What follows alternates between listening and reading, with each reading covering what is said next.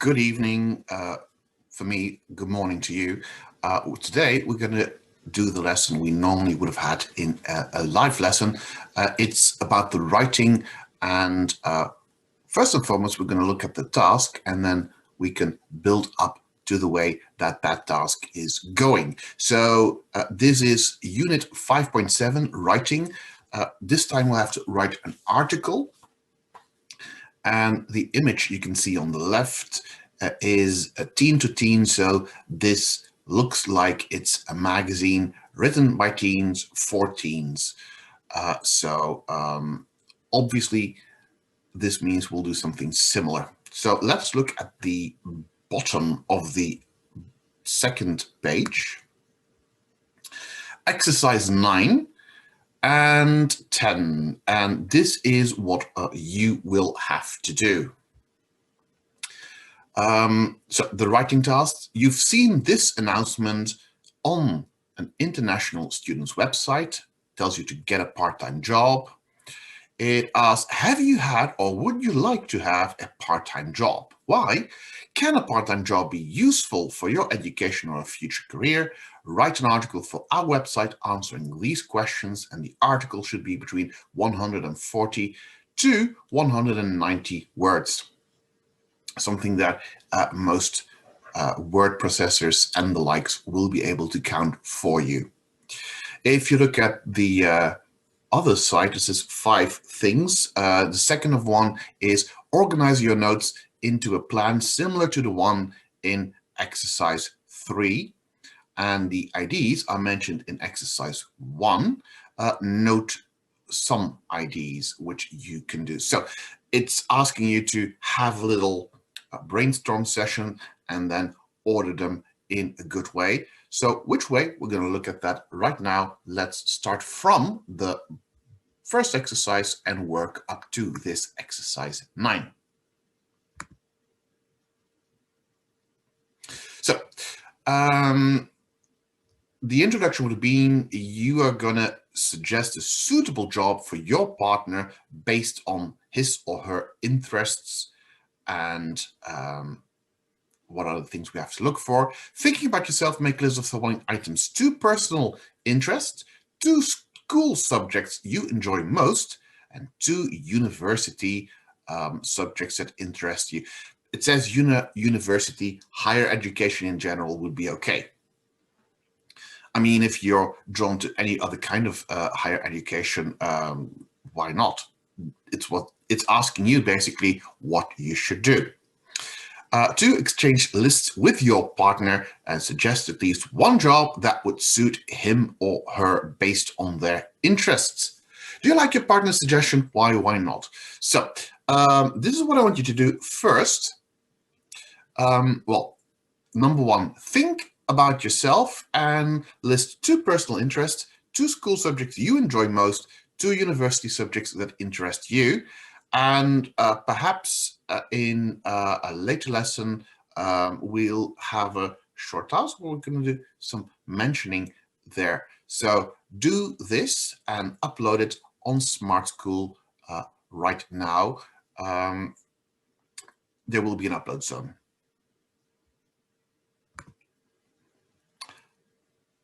Having done that, we're going to look at the text, which you have in your book as well. It says, read the writing task and Ben's article. Do you agree with the author's point of view? Why or why not? So Ben is the author. There is a small box as an introduction, which says, an increasing number of young people choose a university subject based on what is likely to lead to a good job rather than what interests them. Write an article for a website in which you explain the reasons for such a decision and discuss the possible consequences. Okay, so that was the task which Ben had to do. And Ben wrote an article which looks like this. We are not robots. Ben, as you can see here, is from Manchester. We are not robots. At school, we all have to study the subjects we do not like alongside the one we find interesting. However, would you consider spending 4 years studying a single subject that does not interest you in order to have a big chance of getting a good job?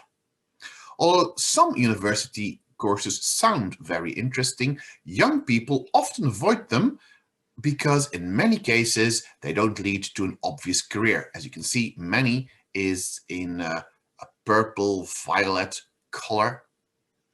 So this will be something we will be dealing with later probably. Because in most cases they don't lead to an obvious career. Examples include film studies, popular music, and philosophy. To get a job in one of these areas, graduates have to be very lucky or be the best. It is fair to say that there are not many millionaire philosophers in the world. Understandably, many students decide that a more practical degree in accountancy or engineering, for example, is a safer option, even if the particular subject doesn't really interest them. However, we are humans, not robots, and opting for a subject we find boring creates significant problems when it comes to motivation.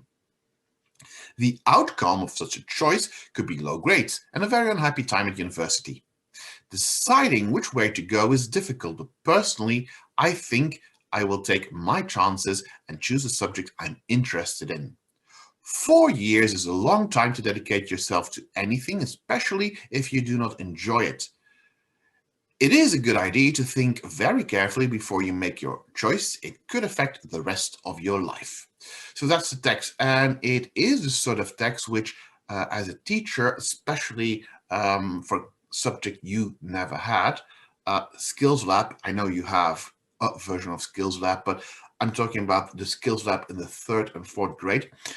What we try and learn them is write better articles, and one of the things we really require them to do is make sure it's not a block of text and clearly outline your paragraphs. Now, today, we're not going to do just the writing. There's a bit more. But all of that fits neatly into this same argument that this is not a good way. And in a way, I have read the text before, so I knew where to take my pauses, and at one moment I needed a pause. So I paused at this right moment, but technically, if you see that, you should be able to read from although, which is line 4, up to of your life in one go without taking breath or pause. So try and avoid that. That is very important. And as you can see, it's also what they ask you next exercise. And that starts with this. Mark the paragraphs in the article. So this was the plan that Ben wrote, the liner notes, if you want to say it that way. He had an article which starts with an introduction, a main paragraph, the second main paragraph, and a conclusion. Introduction, obviously, is you introduce the topic. In this case, we knew what it was going to be about, in your case as well, but let's say that your reader does not know this, so you have to introduce the topic, you have to refer to the school, and you have to, in a way, engage with the reader. And Ben's method was ask the reader what they would do. Main paragraph, these are the sections. Usually there's 2 or 3, but in most, in most cases, I would say it's going to be 2. For all the writing exercises in focus and choices, they tend to go for 2 rather than 3. If that's review, you have on the one side the good side versus the bad side. If it's this argument for, you'll have the against in the next one. So it makes more sense. You don't want to overload your reader with 70 paragraphs. Or what sometimes happens as well, just a line for each sentence, which makes it equally hard for us to see where your paragraphs are. So we're going to look at those main paragraphs in a second, but first the conclusion. The conclusion is it's a difficult decision. Ben says, I'll take my chances on a subject I enjoy. 4 years is a long time, so think carefully. Again, as I said later, when we will be referring to the speech, this is something you will hear again, and that time it's from someone else completely. It's from the man or man behind Apple, and Steve Jobs wrote a speech, and we're going to listen to parts of it. So I have skipped everything apart from the main paragraph, as we like to refer to it, the body of the text. This is the main bit, right? This is where Ben has to convince us that he has good arguments. So, though interesting, some subjects are unlikely to lead to a career. Graduates have to be lucky or the best to get a job. And the second paragraph, he deals with, even if some subjects are likely to lead to a job, how will you motivate yourself to study a subject you find boring, likely to lead to low grades and unhappiness? So on the one hand, you could say, I'm going to think practical, and I'm going to study something which is going to lead to a job. And the answer is, how do you know? You have no idea whether your job, which you're aiming for right now, will still exist in 20 years. On the other hand, if you do something, Ben chose philosophy. It's something which doesn't lead practically to a career, but yet there have been famous philosophers, and there still are people who are studying philosophy right now. Some of them become an actor. Some of them become a singer or a songwriter, and something they both, well, those are both arty jobs. I guess in a way, when you have to think about it, it develops your brain methods, your lines of thinking, your perhaps you're more open to alternative ways of thinking, because you always were debating whether philosophers were seeing something in the right way or not. So that could be one of the reasons. Perhaps that also, why not, leads to a person like, well, I can't think of a single name, or I won't name a person I know, but why not go and do HR work, human recruitment? Because you listen to people, you interact with them, and your thinking patterns could be useful there as well.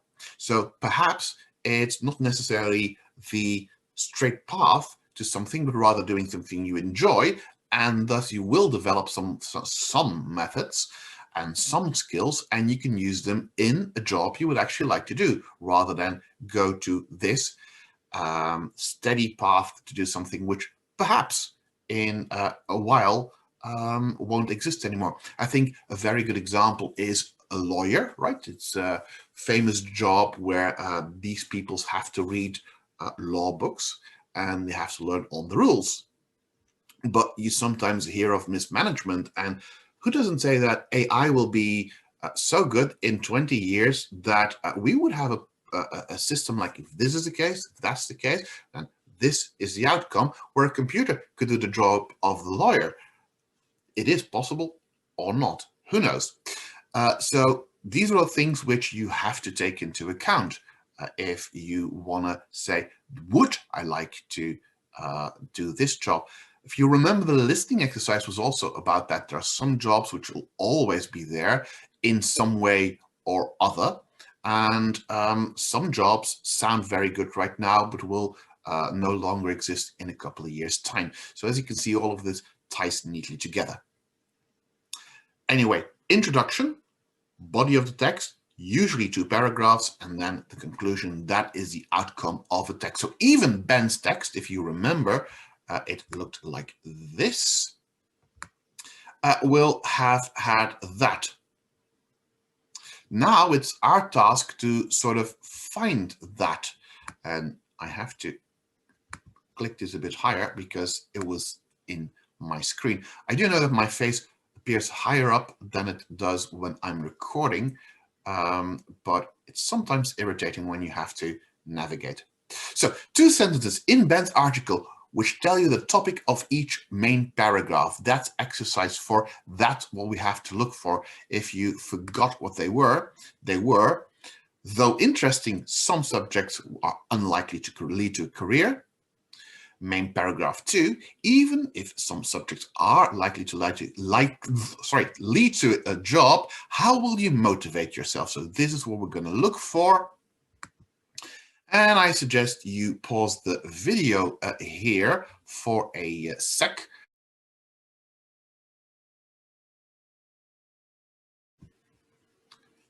Have you found them?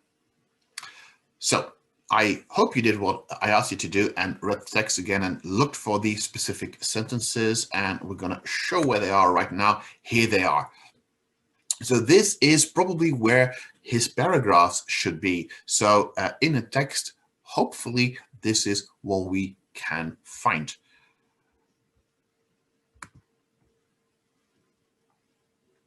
Now we have in exercise 5, read 3 main paragraphs from other articles on the subject, and then choose the best topic sentence for each paragraph. According to recent figures, nearly half of new UK graduates work in jobs that don't normally require a degree. Some would say that they are the fortunate ones, compared to around 10% of new graduates who can't find employment at all. Again, we see some highlight here in this violet color, and as we know, this will appear later and will be something you will have to work inside your article. Anyway, in this case, that short paragraph is leading us to 3 options. Which of those is right? More and more young people are completing university degrees these days. Is it B, it's increasingly difficult for university graduates to find jobs that suit their qualifications? Or is it C, unemployment among young people has reached worrying levels in recent years? So 3 options, and you have to pick the one where you think this is the best topic sentence. So this is, in a way, that exercise 3 thing, the outline, and then that turned into a bit of more text. So let's have a look at the other sentence. We have number 2.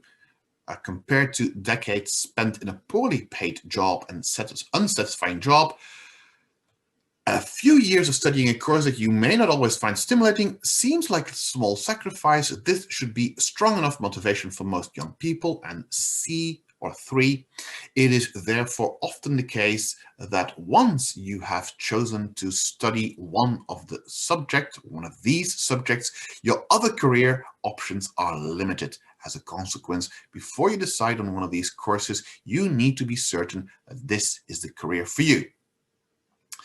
So again, the intermission bit will go here. Read them again, read A, B, and C, and then try and predict what the answers are. And I will see you right after the intermission.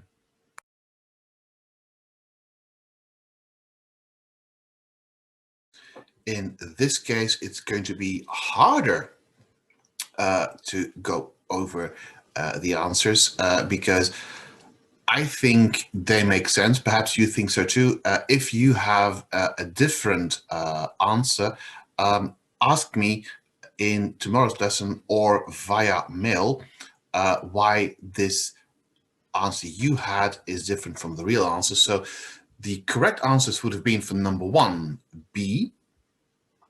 For number 2, it would have been C. And finally, we have the third one. And as you can see, that is A. So as I said, if you don't know why this is the correct answer, inform me and I will give you an answer tomorrow or via mail.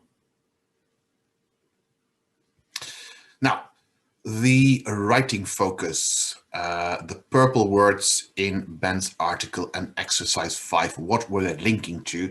As you can see, 1, 2, 3, 4 missing words so far. And if you scroll down, you'll see we're talking about generalization, describing possible consequences. And in total, if I do it like this and cut off the title, we can see all the options. So Generalizing, that's basically saying something in general. That could be very useful if you're trying to say, well, most people do this, or research shows that the majority of people do this, but I want to have a counter argument, or that is why it's a good thing. So generalizing, in most cases, people will tell you that that's a bad thing, but over here, it's not. Generalizing and then describing possible consequences. What they used were phrases like, broadly speaking, in general, on the whole, in some cases, certain cases, most cases, and we had all these words in purple. They were many, outcome, some, tend, agree, and consequence. Now, I'm not gonna ask you to do it yourself. I think this is quite easy. Because you can see it works up some, certain, and what is between certain and most? Well, many. Definitely not outcome, because that is a noun. And tend, also impossible, because that's a verb.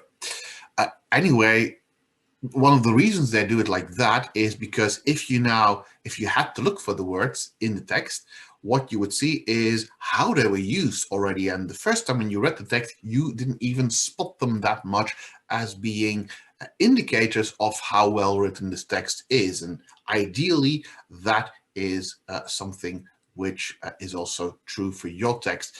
The best writing, I think, is, and that's the where I tend to correct it as well, see, generalizing, is I read your text and then I look if you have a case of the writing focus in here. So in most cases, I try not to notice. Some of them in choices in the 5th grade, we have an exercise where they have to use a construction so much that, or so many that. Well, that is obviously very eye-catching, but these are the ones that in a good text you don't even notice them. So it's good craftsmanship if you can write a text like that and your reader doesn't even spot you're using these very important linking words. So other things like from describing possible consequences, the result of, the consequence of, the outcome of. Again, 3 words here meaning similar things. And as we have said, if you are talking about a certain thing in your text and you use consequence, consequence, consequence, consequence. I corrected for Skills Lab for 4th grade a text where the theme was space. This person managed to write the word space 4 times in 2 lines. That becomes irritating. If you listen to that, you'll hear it's not a good text. So try and give some synonyms. Again, the second one, this could lead to, this could result in, this could cause, this could trigger. And even you can phrase that, this could lead to a bad outcome. And then the second would be, for instance, triggering that, rather than repeating that stuff. So try and use them. They really help give you a better text in general. Anyway, that's 6. We'll return to 6 later at the end. And number 7 is, once again, make the following statements more general using the prompts in brackets and phrases from the writing focus. Secondary school students in my country don't have Saturday jobs, and you have to use the word tend. Tend, as you know, from exercise 6. You can also see the second one, most agree, the third one, rarely case. All of these are examples of the writing focus, and they ask you to rewrite it to get a different text. So if you would use tend in that sentence, you would get secondary school students in my country tend not to have Saturday jobs. Important here, once again, to mention, not should be in front of to have. And if you want to see why it's a not, if you look at the original sentence, it says don't, which is do not, right? In my country, lots of people think students should focus only on their studies, and you have to rewrite that with most and agree. 3, secondary school students don't need to work to help pay for their education, rarely in case. 4, work experience is as valuable as a university education, some say. And 5, the skills young people learn through a part-time job are valued by future employers, most in cases, other words you have to use. Now, what I want you to do right now is try and rewrite those sentences. And again, I'm going to put up a short intermission. And then after that intermission, you can see if you have the right answers, yes or no. And similar here, if you had an alternative way of phrasing it, perhaps it's good. And feel free to ask me if it was good via email or in the next lesson. So it's intermission time again.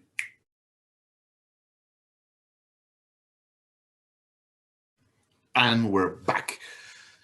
Did you do it? I hope you did. I also hope that you had answers like, in my country, most people agree students should focus only on their studies. This is a case where that can be used but doesn't have to. 3, it is rarely the case that secondary school students need to work to help pay for their education. That was number 3. 4, some would say that work experience is as valuable as a university education. With that, if you don't have to use it, try and read it out loud to yourself. And sometimes I think it benefits the sentence being in there.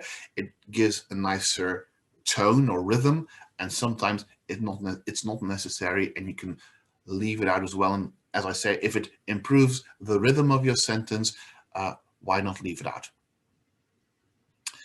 And we have 5. Finally, in most cases, the skill young people learn through a part-time job are valued by future employers.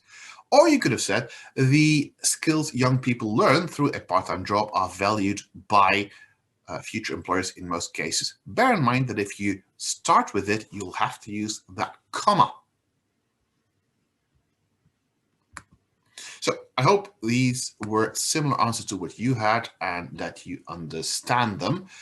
Now, what do we have next? A bit of writing with adjectives. Adjectives are also important because they help you, as we've said before, like modals. If a noun, in this case, if a noun isn't good enough, what you can do is add an adjective to say, to specify what it was. So today we had a lesson, good, but was it a good lesson, a bad lesson? And these are in themselves vague. And if it's good, why was it good? Was it very engaging? Was it interacting? Was it emotional? So these will help you clarify what you're talking about. So you can't undermine the use of adjectives in a good text. We have a couple of words: difficult, bigger, boring, very interesting, lucky, and very unhappy. And we have, luckily, 6 places left. So interesting, if you don't want to use it time and again, you could say stimulating. But which of these words are having these meanings? Fascinating, dull, tough, greater, miserable, and fortunate. I have a feeling you know what's coming up right now. It's intermission time. Feel free to do the exercise, see if you have them, because the answers are coming up after this next break. Let's solve the exercise.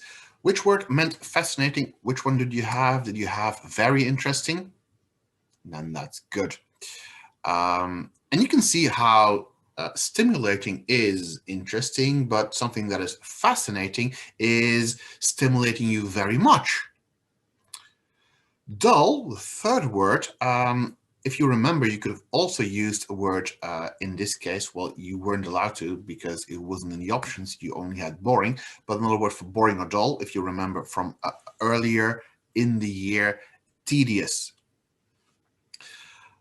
Tough. Well, tough can mean a couple of things. It can have a negative word meaning. It can have some positive connotations. If you say someone's really tough, means well, hard to beat or able to deal with lots of things. So this could be, in some cases, unclear enough. So perhaps you want to clarify it by saying, I meant tough in difficult, then say difficult.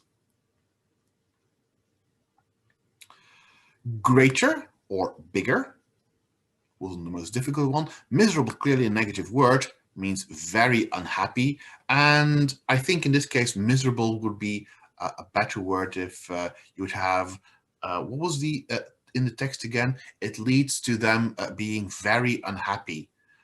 I know the article is called, or the magazine was, or the website was called Teen to Teen, but in a way it was sort of teen to child. I would say miserable. And clearly, if you want to specify how bad these people are feeling, I would perhaps say miserable rather than very unhappy. Try and avoid the varies too much. Finally, fortunate, that was another word for lucky. Fortune, you know, it favors the bold.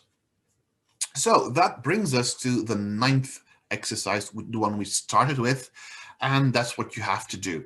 Get a part-time job. Is that a good idea? Yes or no? Think about it. What would you put in your introduction? What would you put in the main paragraph 1 and 2? And what would you put in the conclusion? This is, ladies and gentlemen, this is preparation, which I also want to see in your final draft. So it's not just the text, but also that. Obviously doesn't count for the 140 to 190 words. And if you want to do it in 2 files, fine with me, but I would like to see both of them. So think about the ideas about part-time jobs. Are they stimulating, or are they making you feel more miserable? So that's 1 and 2 covered. Think about how you will attract the reader's attention. And if you forgot, it says go back to page 35 in the book, where you will find out more information. Write sentences that tell the reader what each main paragraph is going to be about. So like Ben did, when you start a new paragraph, try and say, this is what I'm going to outline, this is what I'm going to say. That can be ideally at the start, or in a way as a sub-conclusion, so a conclusion to a paragraph. So if you think, I'm going to start with a good example of something, and I think from that example, people will understand what I'm talking about. And that's the way you want to build up your paragraph. That is good, but ideally it should be at the beginning or at the end. Develop these sentences into full paragraphs. I'm just thinking something I could say. What if you have 2 arguments for the same thing, right? Then feel free to have it in the middle. You can start with, here's an example, this is what I'm trying to say, and this is a second example I was trying to highlight. So that is possible. But if it's not in the middle for a good reason, it's often there for, well, the opposite of good, bad. Anyway, 5, develop these sentences into full paragraphs, then add a title, an introduction, and a conclusion. So it's basically telling you how to write the article. Now, what else do you have to do? As you can see, we had the writing focus and the language focus. I want to see one of those adjectives in there. And we're talking about the ones on the right. As I've mentioned, tedious, if you want to use tedious rather than dull or boring, that's good, because you've learned that in another lesson, and it's good that you're using parts from earlier lessons into this particular task. So try and give me at least one of these articles. don't feel the need to put all 7 in them. I don't think that's going to benefit your article. And finally, I also want to have one of this. So if you're generalizing, probably you're going to generalize because you're going to make a remark saying, I agree or I disagree with that. And what are the possible outcomes of that? I didn't know that if you would say that very quickly, you would get outcomes, but we now know. So I want to see one from generalizing, at least one from generalizing, and at least one from describing possible consequences. All right. So I think that is all the information you need for this. We're going to have a look, as I said, to something else. And I think I don't want to make this lesson any longer, and I want to give you a good time to already think about it and prepare. Bear in mind that after tomorrow, the next lesson will be in a short while. So the video of Steve Jobs I promised to show you, I'll do that in the next lesson, tomorrow's lesson. And this is in a way relevant, and I'll tell you why, because this is an article, and if you have to write an article, it's something that the reader should really be engaged with. Now, if you would, and I mentioned this earlier, if you have the feeling that my sentences don't flow like they should, well, read them out to yourself. Now, imagine that you're not doing that to yourself, but to a reader, and then you get the interaction of the speech. And they're going to use similar structures. And if you would like to use some of those things, we could also benefit from that. As I said, I try and tell people who have to do this as a writing task or as a speaking task, listen to these particular ways to improve your speech. And one of them is Steve Jobs. He addressed the people who were nearly graduating from Stanford University. And the way he said that is, well, one, inspiring, but it's also a good callback to what Ben said. And the question was, do you agree with Ben, yes or no? So when tomorrow we will start with that particular video. I think it's a 15-minute video. And as I said, it's fascinating, but we don't have the time to watch all 15 minutes of that. If you would like to see it in full, I'll give you the link tomorrow. And I'll do it that way. And then tomorrow we will do something else as well. But this sort of lesson, it is, in a way, it's good because I'm very much in control of the speed of the lesson. On the other hand, I don't know how much time you needed to read it. And that's something which in a class climate and even in an online lesson, I can see a lot better. So because of that, I'll end it here and we'll see each other tomorrow. Have a good day. As I said, if you had any alternative answers, feel free to message me or ask me tomorrow if that was also okay. That's it. As I said, see you next time, which is tomorrow. Bye-bye.